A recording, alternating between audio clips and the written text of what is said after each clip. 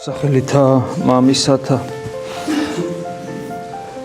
და ძისათა და სულისაწმინდისათა მას შემდეგ რაც ღმერთმა ადამიანის შექმნა თავის ხატად და მსგავსად ბუნებრივია და ლოგიკურიც გასაგებიც რომ რადგან ამგვარად ანუ თავის ხატად და მსგავსად შექმნა ადამიანი შექმნა გარკვეული მიზნით იმიტომ რომ ადამიანს აქვს ღმერთის თვისებები, მათ შორის თავისუფლება, მოაზროვნეობა და შექმნა მიზნით, რომ ადამიანს მის ქმნილებას, რომელიც არის გვირგვინი ქმნილების ანდურის, ვისაც მთელი სამყარო შეიქმნა, ქონოდა ის სიხარული, ის სიკეთე, ის ბედნიერება, რაც თავად ღმერთს აქვს, ღმერთს ბუნებით და ადამიანს მადლით. და ეს ურთიერთობა, რომელიც დაიწყო ადამიანის შექმნისთანავე სამოთხეში, ეს ურთიერთობა იყო როგორც მამისა შვილთან, შვილისა მამასთან.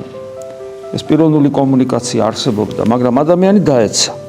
ადამიანი დაეცა და დეფორმირდა მისი ცნობიერება, მისი მოაზროვნეობა უკიდურესად შეილახა და დასუსტდა. მისი ღვთის ხატება და მსგავსება დემონური ნების მორჩილების გამო იმგვარად დეგრადირდა, რომ ყოფაში იქნა რა გადმოსახლებული, მოდი ესე ვთქვათ, რომელშიც ჩვენ ვიმყოფებით, იმდენად დაემსგავსა ცხოველს, რომ ზოგიერთ ადამიანს ისიც კი გონია, რომ ადამიანი უბრალოდ ცხოველია, განვითარებული. აი ეს მდგომარეობა აქვს ადამიანს და ადამიანს დღეს, უпроსორეთ მას შემდეგ, რაც იგი სამოთხიდან გამოიდევნა, ძალიან უჭირს, რომ ღმერთის გაიგოს. აქ კიდევ ერთი ნიუანსია ძალიან მნიშვნელოვანი, რომ ღმერთს არ უნდა, რომ ადამიანი დაიდგუნოს ღმერთის ყოვლადძლიერებით.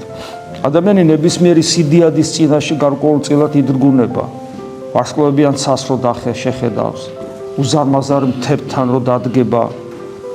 ხო, აი რაღაც დიდ სტიქიას, ოკეანეს, ზღვას რო ხედავს, დიდ ხანძარს, რაღაც ძლიერ ცხოველს, რაღაც საშინელს, უფსკულს, ანუ რაღაცა ფიზიკური სიდიადის წინაშეც კი ადამიანი რაღაც იდგუნება და წარმოგიდგენიათ, რომ კოსმოსის უკიდეგანო სივრცეებს არ შეგვიძლია ჩვენ მაგის წარმოდგენა, მაგრამ რასაც წარმოვიდგენთ, ადამიანი იდგუნება მატერიალური სამყაროს სიდიადის წინაშეც კი და ხა წარმოგიდგენიათ, რომ ამ ყოველივე შემოქმედი, რომ ადამიანმა რაღაცნაირად განიცადოს ისე, რომ ღმერთი არ გაუფრთხილდეს ადამიანს და თავისი დიდება აჩვენოს, რა დაემართება. ფიზიკურადაც ვერ გაუძლებს ამას. რაც თავარია, ეს იქნება ფაქტი, რომელიც მას მიუხედავად იმისა, რომ შეიძლება მას არ უნდოდეს ღმერთი და არ უყვარდეს, როგორც ფაქტი, იმდენად დადრგუნავს, იმდენად მონურ მდგომარეობაში ამყოფებს,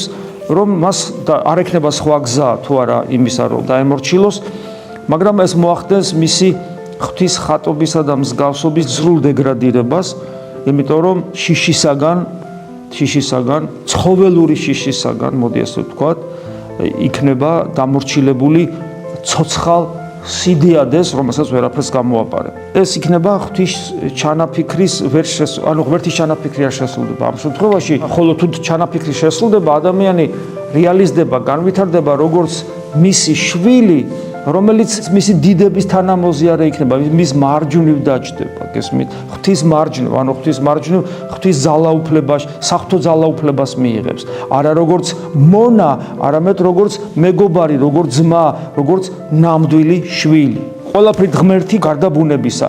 ბუნებით ღმერთი არ იქნება, თორე მადლის მიერად საღვთო თვისებებს შეიძენს და დაიწყება მისი უსასრულო დაუსრულებელი განვითარება ღმერთობისკენ, მოდი ესე ვთქვათ. როგორც შეშვენის ჭეშმარიტად დიდი მეუფის შვილს, თავისუფალს, ლაღს, სიკეთეში შთანთქმულს და უაღრესად ბედნიერს. ესე იგი, ერთადერთი გზა რჩება ის, რომ ღმერთი ფაქიზად დაცემულ ადამიანს ფაქიზად ეცხადებოდეს, ფაქიზად ამცნობდეს თავის ნებას, ისე რომ იგი არ დაედგუნოს და თან ღმერთი აერჩიოს და ეს იყოს ადამიანის არჩევანი.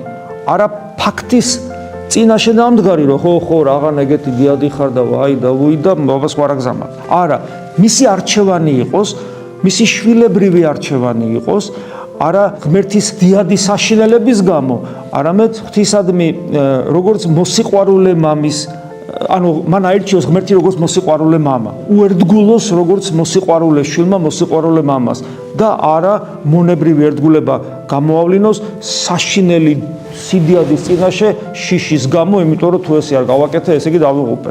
ხო და მაშინ ადამიანი როგორც ღვთის შვილი ვეღარ რეალიზდება. და შესაბამისად კიდევ ერთხელ ვიმეორებ, ღმერთი ფაქიზად ეხებოდა ადამიანს და გახსოვთ პირველივე შემთხვევა, როცა ადამის შვილები, კაინი და აბელი რელიგიური ცხოვრება აქვთ. ეხლა ყველა ადამიანი რელიგიურია და ბუნებრივია მაშინ უფრო იქნებოდა ეს, იმიტომ რომ ეხლა კაინი ხედავს, რომ დედა, მამა და თვითონ, მერე ძმა გაჩნდა და მერე გაჩნდნენ სხვებიც, მაგრამ სხვა არავინ არ არის. და ბუნებრივია რომ ადამი უყვებოდა შვილებს, რა არის ადამიანი, სამყარო როგორ არის შექმნილი, რომ ესე იგი სამოთხეში რო იყვნენ და რომ უნდა დაბრუნდნენ და ასე შემდეგ და ღვთისმსახურების აი მსხვერპლშეწირვითი ფორმა ეს უკვე შინაგანი მოთხოვნილება იყო ადამიანის, იმიტომ რომ უნდა რომ რაღაცა გააკეთოს ღმერთისათვის და რა ქნას ეხლა არის ის და რაც ყველაზე საუკეთესო აქვს თავის შრომის ნაყოფი, იმას წირავს, კი არ ჭამს, არამედ იმას წირავს. სხვა ეს შინაგანი მოთხოვნილება აქვს.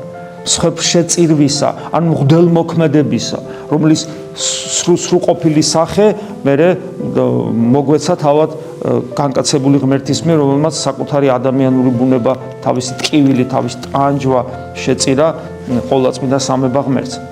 აი ეს არის და ესე იგი წარმოიდგინეთ, კაინმაც ისევე იცის, როგორც აბელმა იცის, მაგრამ ღმერთი ისე ფაქიზად ეხება მათ გულებს, რომ კაინი ბოლომდე ვერც კი აცნობიერებს, როცა ღმერთს სხვერპს წირავს, თუ რას აკეთებს და ვის წირავს ამას და ამიტომ რაც ხელთ მოგვთა ესე მიაგდო იქ სამსხვერპლოზე და ამიტომ არ შეიწირა მისი მსხვერპლი, გულით არ იყო ეს, არ ქონდა მას განცდა, არ ქონდა მას აი ლოცვას რო ვიწყებთ და ამიტომ მამები რო გვაფრთხილებენ, ლოცვას სანამ დაიწყებ, გაიაზრებ ვის ელაპარაკებ, ვის მოდიხარ წირვაზე, ვისთან მოდიხარ, ეზიარები, ვის ეზიარებ, იმიტომ რომ ამის განცდა თუ არ იქნა, ძალიან ახლოს ახარ იმასთან, რომ შენი ლოცვა, შენი ზიარება, ხო, შენი ღვთისმსახურება კაინის მსხვერპლი აღმოჩნდეს.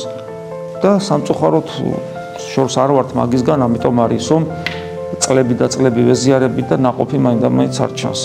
აი ეს არის ამის გამოა ეს. რა თვისებები უნდა გქონდეს ადამიანს?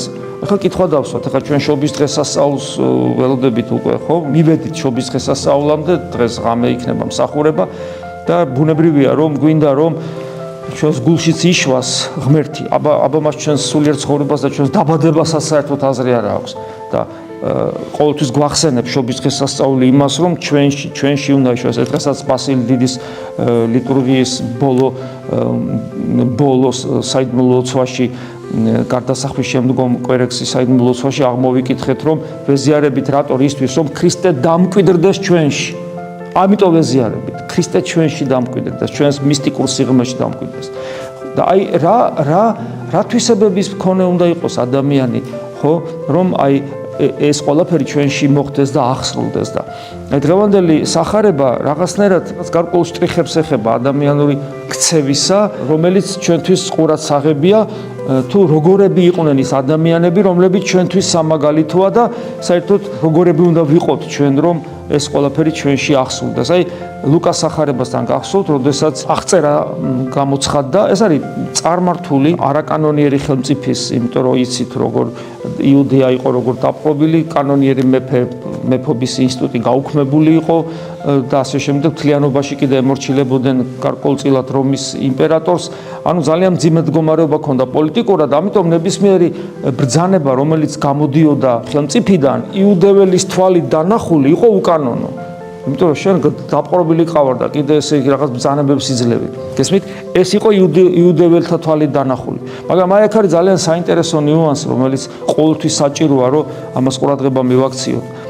ესე იგი, როცა ეს აღწერა გამოცხადდა, იოსები და მარიამი არის ორსულად უკვე უფალზე ხარება მოხდა, იცით და სულიწმიდა ღმერთის მადლით მოხდა ეს განსაცვიფრებელი გონება მიუწვდომელი ჩასახვა მის წიაღში და ფაქტობრივად ღმერთის განკაცება მოხდა უკვე დედის წიაღში, მარიამის წიაღში, განკაცდა. უკვე განკაცებულია, როდესაც მარიამის წიაღში მოხდა ეს მხარების მერე ჩასახვა უკვე განკაცებულია ღმერთმა უკვე ადამიანური ბუნება მიიღო, რომელიც არის პატარა, ჯერ თვალით უხილავი და მერე იზრდება, ნაყოფი იბადება და აი ეს პერიოდია და უკვე ელოდება შობას. ანუ მძიმე იქნებოდა ბუნებრივია მაინც გზავრობა და მიუხედავად ამ სიზნელისა აღმოვიდა იოსებიცა გალილეად, ქალაქით ნაზარეთით, ხურიასთანად, ქალაქად დავითისა. ანუ გესმით მაშინდელი გზავრობა როგორი იყო, ხო? ძალიან მძიმე. და ეს ქალაქის დავითის, საიდანაც იყვნენ წარმოშობით, იყო ეს არის ბეთლემი. ბეთლემი პურს ნიშნავს, პურის ქალაქი. ესეც რა სიმბოლურია, ხო? ანუ სეციური პური იბადება. რამე თუ იყო სახლისაგან და ტომისა დავითისა, აღწერათ მარიამისათანა, რომელი მithოვილი იყო მისსა და იყო იგი მიდგომილ, ანუ ფეხმძიმედ. ჩვენ ხედავთ თანამედროვე ადამიანისათვის გაუგებარ მორჩილებას, ზოგადად ამას სოფლის კანონების მიმართ. გაუგებარ მორჩილებას. უდრტვინველად, თან გაუჭირდებოდა, მაგრამ აქ არის ერთი ძალიან მნიშვნელოვანი რაღაც. როცა ადამიანი ამგვარი მორჩილებით ცხოვრობს და ჩვენ ვიცით პავლე მოციქულის სიტყვების ხელისუფლებისთან, პავლე მოციქულის როცა წერს ამ სიტყვებს, მართლმადიდებლური ბიზანტია კი არის. საშინელი რომის წარმართული იმპერია იყო. როგორი დამოკიდებულება უნდა ქონდეს ადამიანს, უფროსისადმი, მონას, თქვათ, ბატონისადმი, მოქალაქეს, მთავრისადმი, ხელმწიფისადმი, როგორი დამოკიდებულება უნდა ქონდეს და თანამედროვე ადამიანს მით უმეტეს ესეთ რევოლუციურად განწყობილს არ ესმის, მაგრამ საოცრება ის არის, როცა ადამიანი ზოგადად კეთილშობილი, ზოგადად მორჩილი ბუნების არის. ღვთის განგება როგორ უცნაურად მუშაობს. ესე იგი, რომ არ დამორჩილებოდა, რა მოხდებოდა ვინ იცის, მაგრამ რომ დაემორჩილა იოსები და მარიამი წარმართული ხელმწიფის ბრძანებას აღწერის თვალსაზრისით, საღვთო განგებულება შესრულდა და რაც წინასწარ მეტყველებაში იყო ნათქვამი, ის აღსრულდა, ანუ პურის ქალაქში დაიბადა, იქ უნდა დაბადებული, პურის ქალაქში, ანუ ბეთლემში. აი აქაც ჩანს როგორ სინამდვილეში ერთი ღერით მარ დავარდებაო, რო ამბობს მე უფალი, ხო? საღვთო განგებულების ხუბშია თითქოს ყველაფერი მოქცეული, ადამიანები, მათ შორის უღმერთოები, წარმართები, რაღაცას თავისას ცდილობენ, თავის გემოზე თითქოს მართავენ ამ სამყაროს, ღმერთი არ უნდათ, მე მოკლავენ კიდევაც ღმერთს, ხო? მე განაცხადებენ მე-20 საუკუნეში, რომ ღმერთი მოკვდა, ანუ ღმერთის გაგონება არ უნდა. მაგრამ ადამიანი, რომელიც მშვიდად, ყუდროებით, ღმერთზე მინდობით, სიმშვიდით, სიმდაბლით, მორჩილებით, თვით მტრის სიყვარულითაც კი ცხოვრობს, ღვთის განგებულების და ღვთის ფარველობის ქვეშ იმყოფება. რაც გაუგებარია ლოგიკურად, თვით ეშმაკიც კი ვერ იგებს ამას რა ხდება. როგორ ხდება? ეშმაკი რო ებრძვის ადამიანს და რომ უნდა დაღუპოს და აგერ ქრისტესაც კი ებრძოდა, როგორ ხდება რომ ეს ბრძოლაც ისე ტრიალდება? ღვთისადმი მინდობილი, მორჩილი, თავმდაბალი, მოსიყვარულე, თვით მტრის მოყვარული და მორწმუნე ადამიანისათვის როგორ ლაგდება ყველაფერი ისე, რომ ყველგან ღმერთია მორწმუნე ადამიანთან. ყველგან ღმერთია და აი აქაც ეს ჩანს. აი მე არ ვიცი რამდენად გამოვხატე ისე თქმაც მინდოდა, მაგრამ მე მინდოდა მეჩვენებინა თქვენთვის ის, რომ ის რაც რაღაცა უღმერთოს წარმართული სამყარო რაღაცას აკეთებს, მაგრამ ადამიანი, რომელიც სიმშვიდით, მოთმინებით, დიცულოვნებით, კიდევ ვიმეორე ღმერთზე ბოლომდე მინდობით, ყოვლის მომცველი უპირობო, ყველასადმი უპირობო სიყვარული, თუ ტრისადმი სიყვარულითაც რო ცხოვრობს, როგორ ულაგდება მას ყველაფერი ისე, როგორც ღმერთს უნდა და არა ვიღაც წარმართ, ესე იგი მეფეს. ეს ერთი საინტერესო ფაქტი. მეორე, თქვენ იცით, რომ ვის ეცხადება?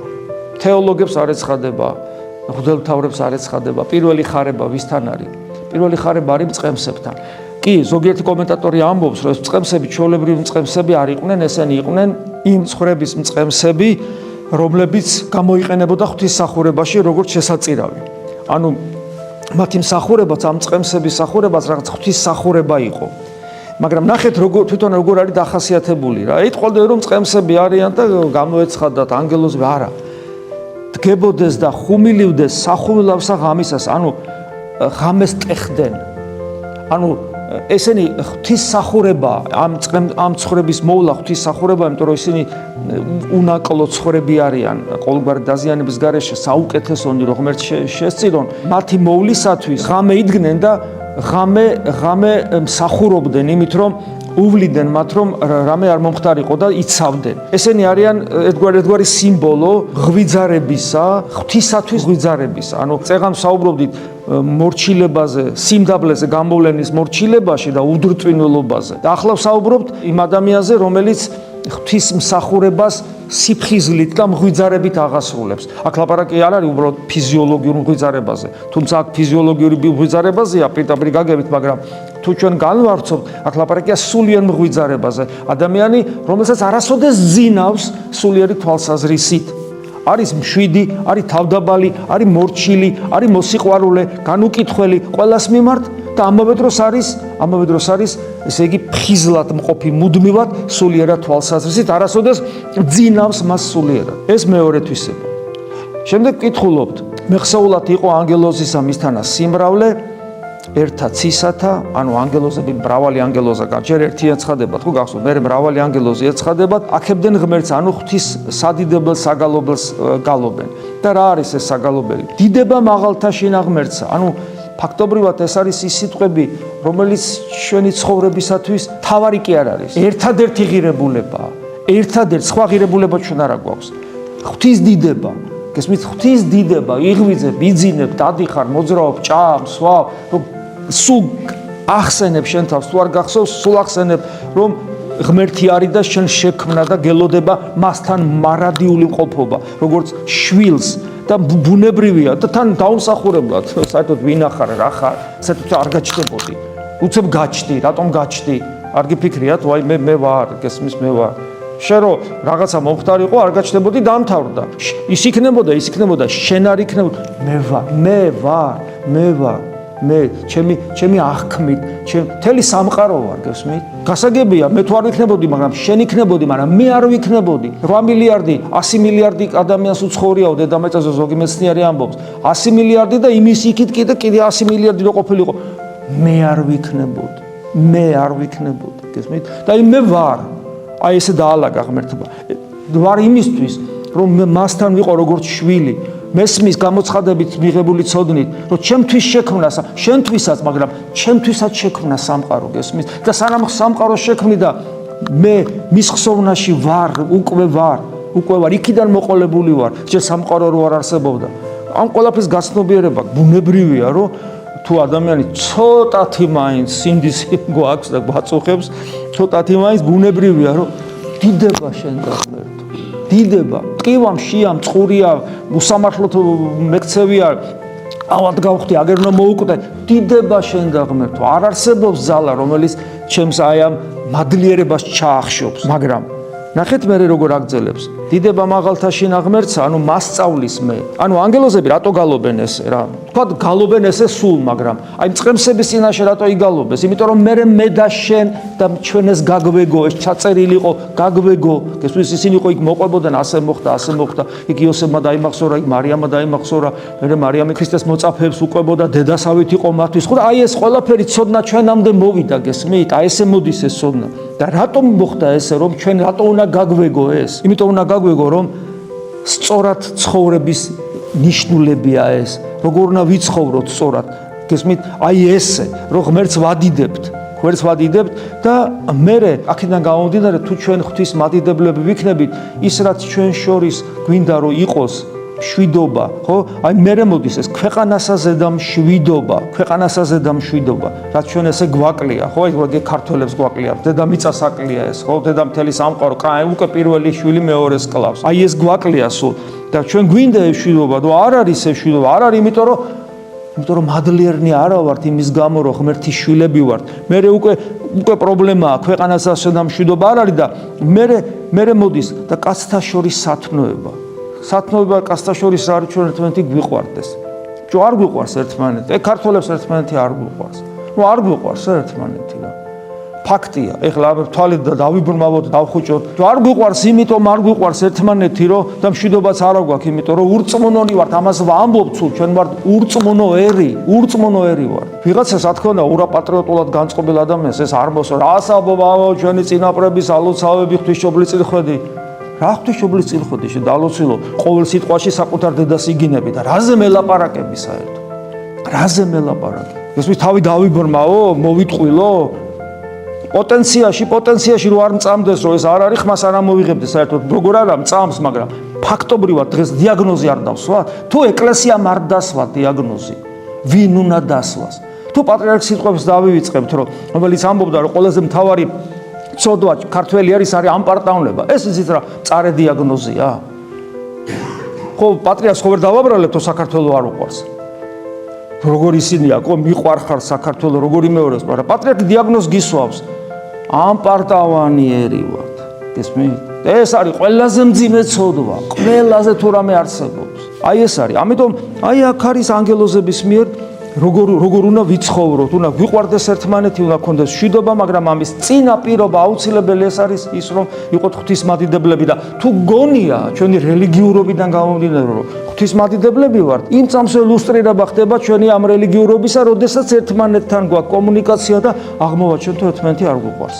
კიდევ ერთი საინტერესო, გახსოვთ მე მწყემსები რომ მიდიან, თაყვანსემენ და ესე იგი გაიხარებენ, ბუნებრივია და ყველას ვინც ამას ისმენდა, უკვირდა სიტყვა იგი მწყემსთაი მათთა მიმართ. ანუ მწყემსები რომ ამბობენ, რომ აი ესე მოხდა, ესე გამოგვეცხა და გვითხრეს, რომ დაიბადა მხსნელი მაცხოვარი, მიდით იქ წევს ბაგაში, ასე იპოვით, მოვიდნენ და ეს ყველაფერი ხო საოცარი ინფორმაციაა, ხო?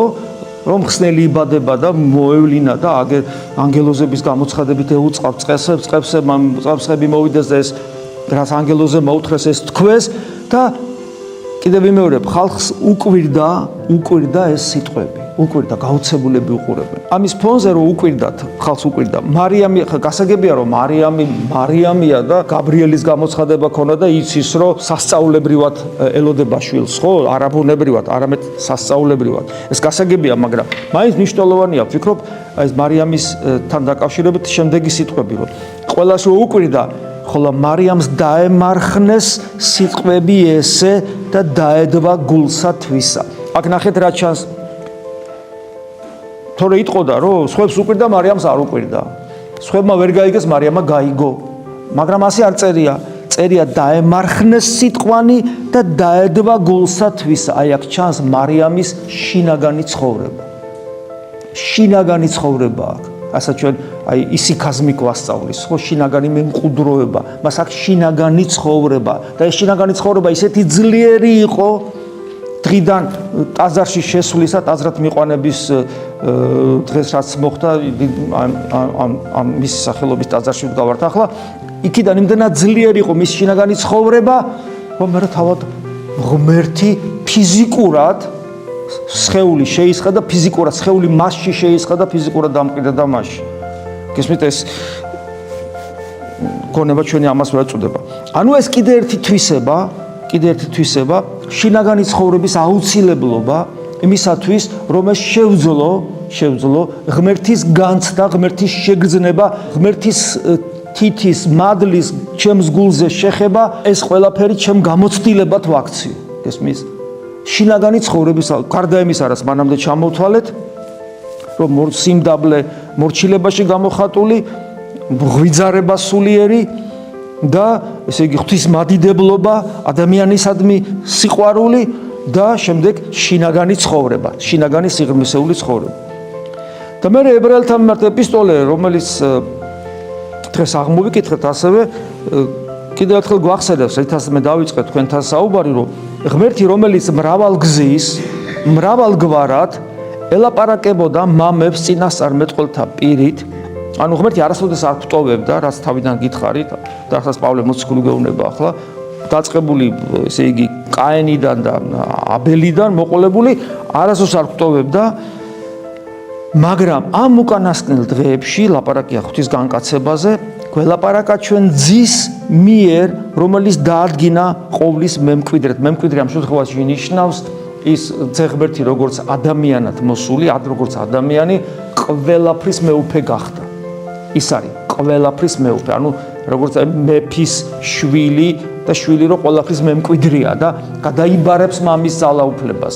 ხო, აი ეს როგორც დავითმა გადაიბარა გიორგის ძალაუფლება, დავით აღმაშენებელმა. ჯერ ცოცხალი იყო მამა, მაგრამ გადაიბარა. ანუ გადაიბარებ, ამ შემთხვევაში როგორც ადამიანი გადაიბარებს, იმიტომ რომ ის მარტო ღმერთი აღარ არის, ის განკაცებული, ანუ განკაცებული ღმერთია, ანუ ღმერთია გაადამიანებული, ანუ განკაცება უფრო ესეთი კორექტული ტერმინია. ხო, მაგრამ კაცი ამ შემთხვევაში სქესკი არ აღნიშნავს, კაცი აღნიშნავს ადამიანს, ძველი სიტყვა კაცი, ძველი ქართული სიტყვა კაცი ადამიანს ნიშნავს. კაცი და დედაკაცი, აი ეს არის. ამიტომ ის ამ შემთხვევაში ნიშნავს ადამიანს და აი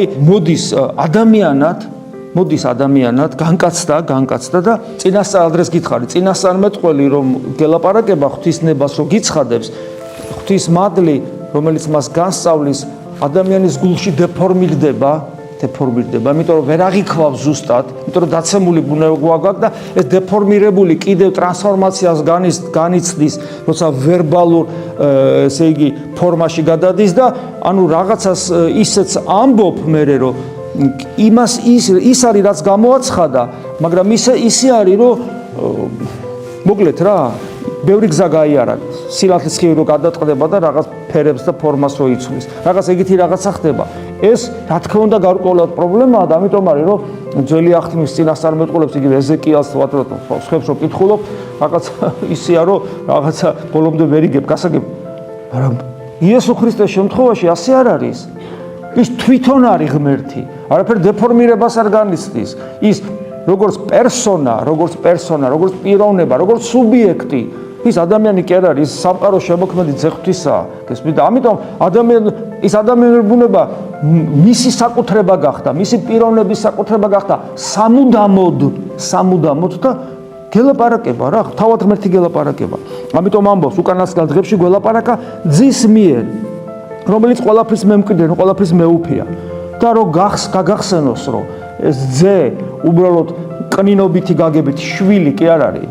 ნახეთ როგორ ამბობს ძის მიერ, რომლისა მეშვეობითაც შეიქმნა საუკუნენი. საუკუნენი ამ შემთხვევაში პირდაპირ გაგებით დროს ნიშნავს. დროს შექმნა ძე ღმერთმა. ანუ ქრისტემ შექმნა დრო, ანუ დრო შექმნა ნიშნავს მთელი სამყარო შექმნა, ხო? მაგას ნიშნავს. აი ეს არის. რომელიც არის ბრწყინვალება დიდებისა და მისი არსების აღნაბეჭდი. აღნაბეჭდი მისი არსების, ანუ მისი ხატი. გახსოვთ ფილიპეს რეუნება, ამდენი ხანი მიცნობ მე და ვერ მიხვდი, რომ ვინც მე მიხილა, მამა იხილა. გესმით რა შეასაქმე? ანუ ჩვენ ქრისტეს დანახვით ღმერთს ვხედავთ, სამყაროს შემოქმედს ვხედავთ. როგორ, რანაირად, რა განცდით ეს საიდუმლო, ანუ ეს არის საიდუმლო ხედვა, მისტიკური ხედვა არის გულისმიერი ღმერთისა, რომლის გარეშეც ქრისტიანობა არ არსებობს. და აგრძელებს თავისი ძალმოსილების სიტყვით ყოვლის მტვირთველი, ანუ ღმერთი ყოვლისა მყრობელი. ანუ მას იმან ესია ქრისტიანული სწავლება, არა მარტო შექმნა სამყარო, არამედ ატომგულების გარშემო ელექტრონები მოძრაობენ. გესმით? აღარ ვლაპარაკობ, რომ ჩვენი უჯრედები რო ცოცხლო, ყველაფერი მის ხელშია, ყველაფერი მისი ენერგიით, მისი გამგებლობით არსებობს. ის ყველაფერშია, საიდუმლოებრივად გამსჭვალავს ყველაფერს. თან ყველაფერშია, თან ვერსად ვერ მოიძიებ და ვერსად ხელს ვერ მოკიდებ. ეს ყველაფერი გაკეთა რატო არსებობს ეს ყველაფერი, რომ ჩვენ მოვსულიყავით, თვითონ მოვიდა ადამიანად და იგი არის ჩვენი ცოდვებისაგან განწმენდი და ჩვენი ცოდვებისაგან ჩვენი განწმენდის შემდეგ ზესკნელი სიდიადის, ანუ გონება მიუწვდომელი ტრანსცენდენტული სიდიადის მარჯვნივ ჯდომელი. ანუ როგორც ადამიანმა სრული ძალაუფლება მიიღო ჩვენთვის, რომ მე გვერდზე ჩვენ მოგვისვას, როგორც იოანეს გამოცხადებაში გვესაუბრო. აი ეს გველოდება, ხშირად ვამბობთ ხოლმე, ასე ვამთავრებ ჩვენ საუბარს. ეს გველოდება ჩვენ, ეს დაუჯერებელი რამ გველოდება ჩვენ. მაგრამ ეს ყველაფერი რომ მოხდეს ჩვენს პირად ცხოვრებაში, უნდა აღვასრულოთ ის, რასაც გამოცხადება გვეუბნება და შემოუძახოთ საკუთარ თავს და სწორად ვიცხოვროთ. არ დავხარჯოთ არც ერთი წამი უაზროდ. მე ვიცი რომ ეს ძალიან რთულია. ვიცი საიდან, ჩემი თავიდან ვიცი. მაგრამ უნდა ვეცადოთ ამას. ყოველი დღე არის ბოლო დღე ჩვენ ცხოვრებაში. ესე უნდა შევხედოთ. გათენდა ხო ეს ბოლო დღეა. ბოლო დღეა რა. უნდა ხარჯი ახლა უაზროდ ბოლო დღე როგორია და ხო ვიცით რომ ეს ლოგიკა ეს არის ბოლო დღე. შორს არ არის სიმართლისგან, იმიტომ რომ ერთხელაც ეს ბოლო დღე იქნება, ოღონდ ეს ერთხელ 100 წლის მერე იქნება თუ დღეს კაცშვილმა არ ისის. ამიტომ მეჯობია თავი დავიზღვიო და ეს ბოლო დღეა, ბოლო წირვა, ბოლო ჩვენი შეხვედრა, გესმის, გადასარევია ესე. მაშინ მობილიზებული ხარ და ცდილობ, რომ არც ერთი სიტყვა არ გაფლანგო უაზროდ. ადამიანს არ დაელაპარაკო ისე, რომ მე საბოდიშო კონდეს მასთან თუ არა ღმერთთან მაინც იმის გამო რომ გული ატკინე და ვერ მოასწრო მასთან შერიგება. ნახეთ რამდენი პრობლემა შეიძლება მოგვარდეს თუ შენ გეცოდინება რომ ეს ბოლო დღეა და როგორი კონცენტრირებული აღმოჩნდები ქრისტეზე და მის დამნი ერთგულებაზე. ასეთი განწყობით თუ მივალთ დღეს საღამოს ცოცხლებით ვიქნებით, ფიქრობ ცოტათი მაინც შეეხება ჩვენს გულს უფალი, იმიტომ რომ ასეთი განწყობით მისული ადამიანის გული ცოტათი მზად არის იმისათვის რომ ღმერთი განიცადოს და იგრძნოს. მადლი უფლისა ჩვენისა იესო ქრისტესი და სიყვარული ღვთისა და მამისა და ზიარება სულისა წმინდისა იყოს თქვენ ყოველთა თანა. ამინ.